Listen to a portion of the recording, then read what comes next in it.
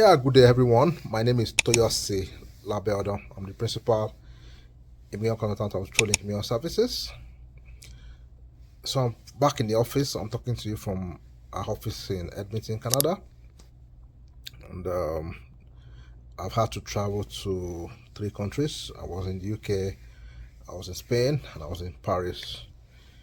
That's France. Yeah, I just got back, and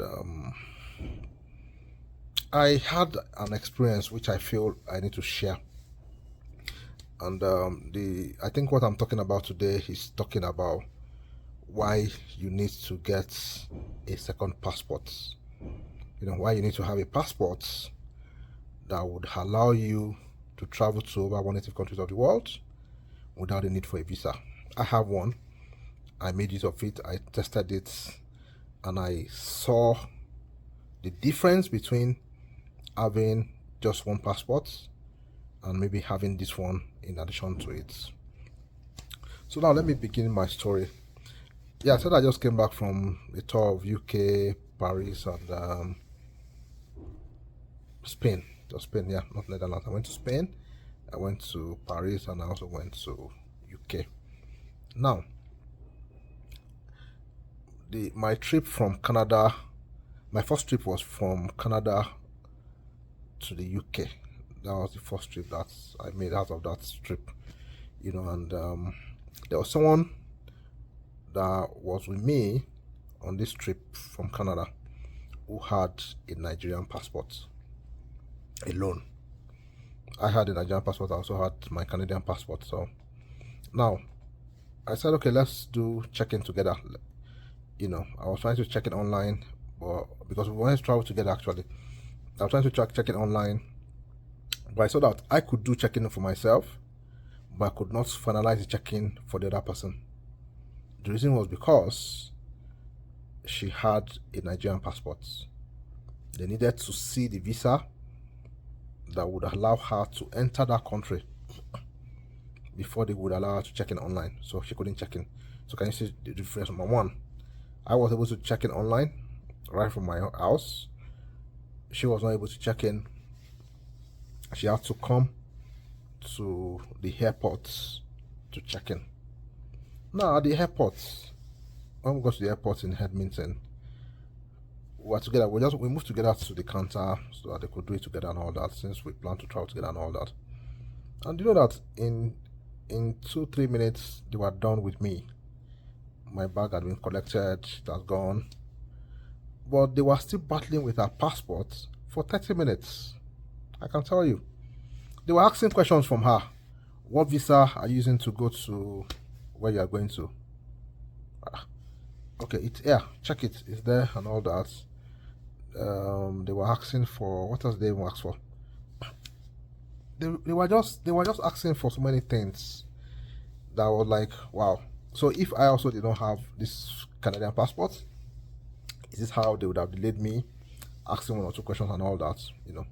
But anyway, they released us. We went together and we were fine. Now, when we got to the UK, the first thing we went together because we were moving together as a team and all that, and we got to UK. At the point of entry, when we met the visa officer there, in 2 minutes, he was done with us. He was done with my passport. It wasn't even up to 2 minutes. He just said, "Welcome to UK." So I was waiting for my friend who had a Nigerian passport, who was coming into the UK. Can you believe that they stopped her? And they were asking her a lot of questions. Okay, what are you coming to do? Where are you staying? Who will you be staying with? In fact, what else did they not ask? So many questions. Then the final thing was they asked her to provide. They asked her, when are you going back? She mentioned when she was going back, and they said they want to see the return tickets.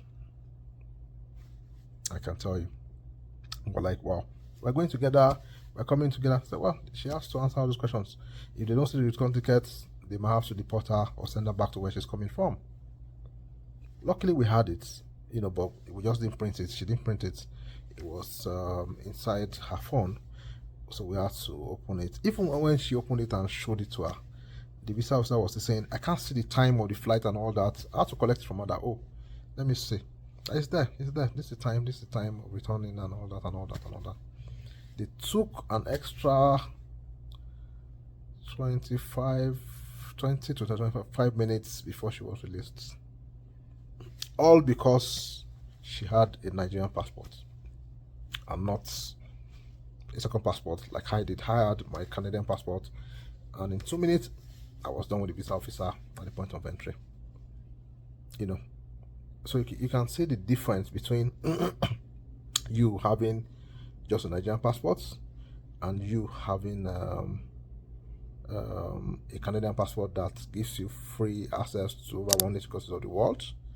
And apart from that, it even makes your wait time at the point of entry in those countries short, because they won't ask you questions. They did not ask me when I was going back.